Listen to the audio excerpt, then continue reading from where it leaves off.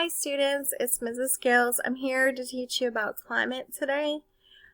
We are having to do an extra video lesson this week because there's a lot of information with this unit, so I want to make sure we can get to it.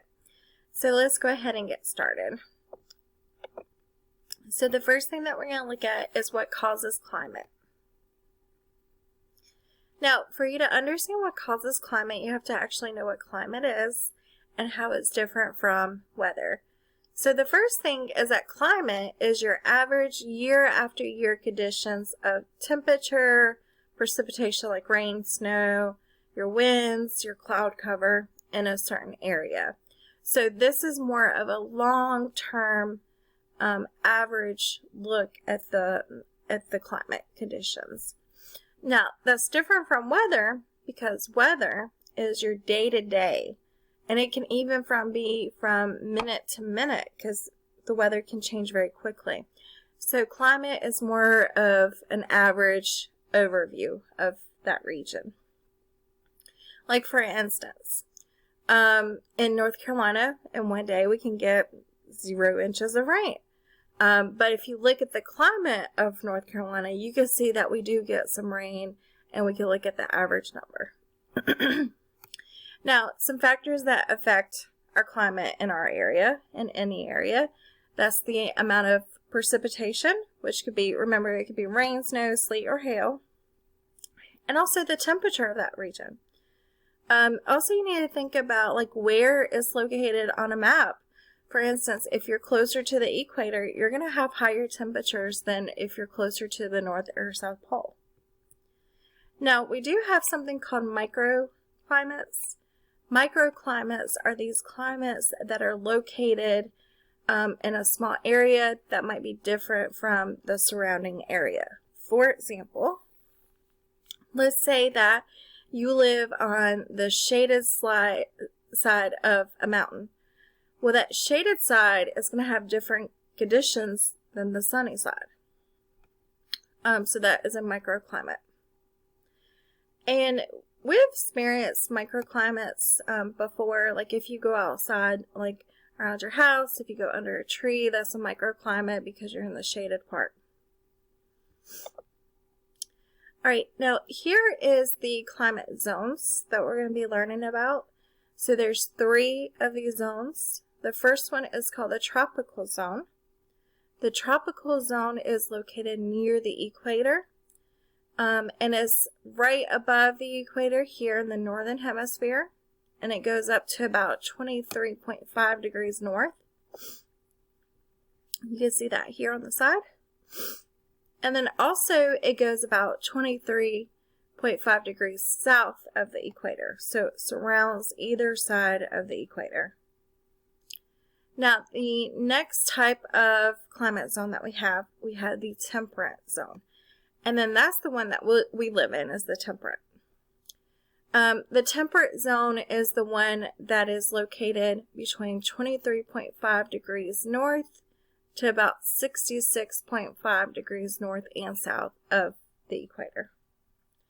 And then the last zone that we have is called the polar. We have those about 66.5 degrees north and south up to the top of the globe and the earth. And again, that's called the polar zone, and that's where you will find like your North and South Pole. Now, one of the things I want you to notice in this picture is the way that the sunlight is coming in. We get a lot of sunlight directly at the tropical zone. That's why it's called tropical, because it's warmer. Then we do the temperate and, of course, the polar zone. All right. So, with that being said, the polar zone, it is located near the poles. This is the coldest of all the climates. So this is where you will find, like, for example, your tundra, which is like almost like a cold desert. It extends from 66.5 to 90 degrees north and south latitude. So that's just the very tip tops and the tip bottom of the globe. We have what we call the temperate zone. Now, the temperate zone has more seasonal weather. Like if you think about like where we live in North Carolina, and you can see that right here, that we're part of the temperate zone. This is where you see more of your seasonal type of weathers. Like, for example, you have a warm summer and a cold winter. Now, you can have a fall and spring with the temperate zone. And then the last one is the tropical zone. This is the one that's at the equator, right above and right below. And this is where you find the warmest climates because it is getting direct sunlight all year round. So the temperatures here will stay warm all year round.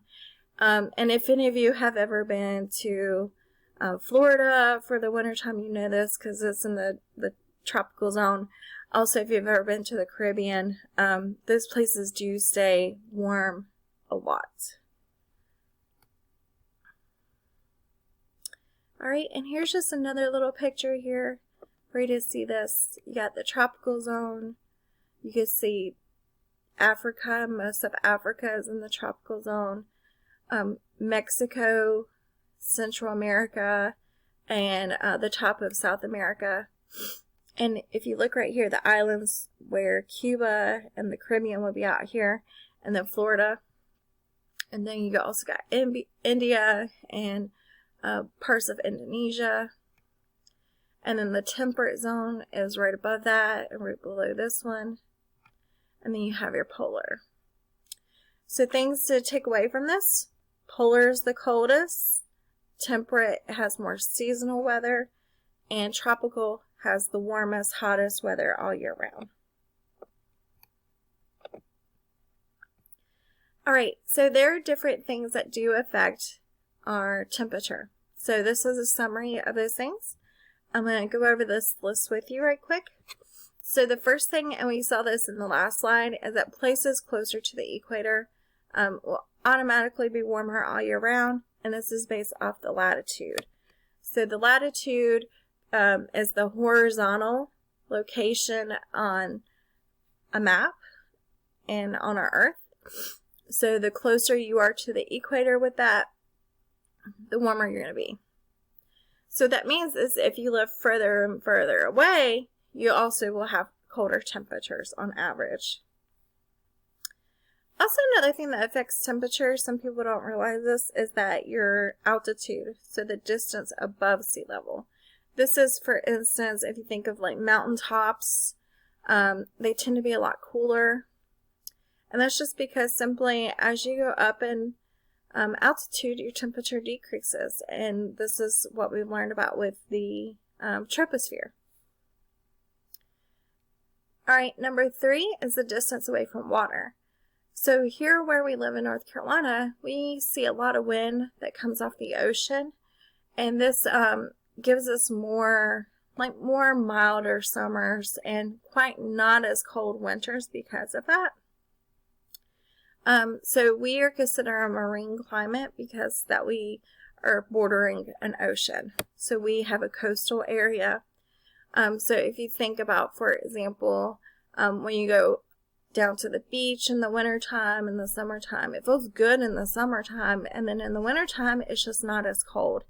That's because you got all the wind coming off the ocean, and that makes the climates more mild. Now for the next one, we have continental climate. This is like as you move more inland onto the mainland. And during the summer, it gets more hotter than it does on the marine climate. And also the cold winters are more drastic. So you see more drastic cold winters. Alright, and then the last thing is ocean currents. Ocean currents also heat and cool the air. So if you're located near the ocean, you're going to have that cooling and heating of the air. Alright, so here's a couple of pictures for you to look at. So the first one is this altitude affects temperature. You can see that with this picture here in the mountains. You can see how it's very snowy at the top. As you increase in altitude, it creates that more cold climate there that you can see. But even at the bottom, it's very different from the top. And all that's changing is the altitude, really.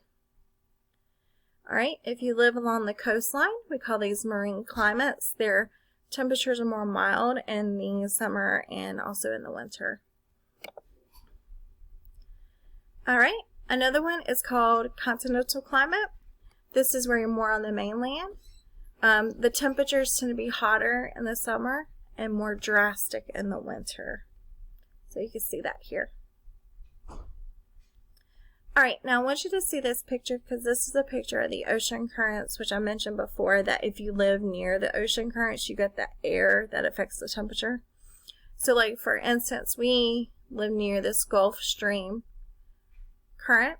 This is a warm ocean current, that's why it's red. The blue ones are cold. We get that warm air off that ocean current there.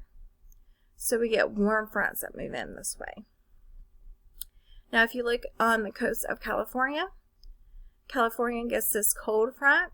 So that's part of the reason why they see a lot of snow and rain in some places in California and also in Seattle because of this cold or ocean current that comes through. One of the things I want you to notice is that where there's a lot of red right here in the middle, that's because that's where the equator is. And also if you look further away, you see a lot of blue. This is because as you go further away from the equator, the temperatures drop and it gets colder. Now these currents do move around, so when they move around, they change the temperature of the air. So it's not just the ocean that's affected, it's also the air that's affected by ocean currents. Alright, now the last summary that we're going to look at is what affects precipitation. So what affects the rain or the snow. So the first thing is wind affects rain or snow. And the reason for that is because wind can blow different fronts like we learned before. And it can also even pick up moisture from lakes and oceans and cause condensation in some areas. Number 2 is the presence of mountains. And you can see in this picture here, I'm going to move myself down a little bit so you can see. You can see that on either side of the mountain, you have 2 different climates. So on one side, we call this the windward side. This is the side that sees a lot of rain, a lot of storms, even snow could fall here. So that's called the windward side. And then the other side, which is called the leeward side. The leeward side is more where it looks more like almost like a desert. You get very little rain, very little snow, and there's very little trees and plants that grow out here.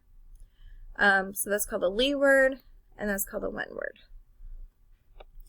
And this picture down below, that's a real picture of what it's like to see the leeward side, which is this desert-like side, and over here on this side, that's the windward side of a mountain. Alright, and then the last thing we're going to look at is seasonal wind. Seasonal wind, the main one you probably heard of before, which you probably didn't realize it was a wind, is a monsoon. A monsoon is a large sea or land breeze that changes the seasons, that change with the seasons. So for example, a summer monsoon brings a ton of rain, and this is where people associate monsoons with rain, but they can also be very dry winds too.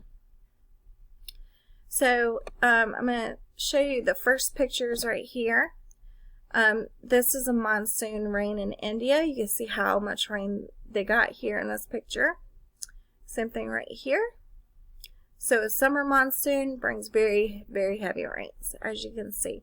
And that's where most people think of monsoons as being a rainstorm because of this. Now let's look at our map here to see what causes this heavy rain. So again, a monsoon, remember, is a large wind. What happens is a large wind blows in from the Indian Ocean, and when it blows inward, it brings in a lot of moisture with it. A lot of moisture condenses, and then it causes rain. Now, during the wintertime, the opposite happens. They get what's called a winter monsoon in India. You can see in the pictures down here where it's very dry. Okay, it looks desert-like in this. That's because you get the large wind from the cold Himalayan mountains at this point. There's very little moisture in the air, so that goes down, and what it does is it causes very little rain because there's no moisture in the air. So this is coming from land. That's why it's so dry. This is coming from oceans. That's why it's so wet. So in India, what they call their seasons, they call their seasons the wet and dry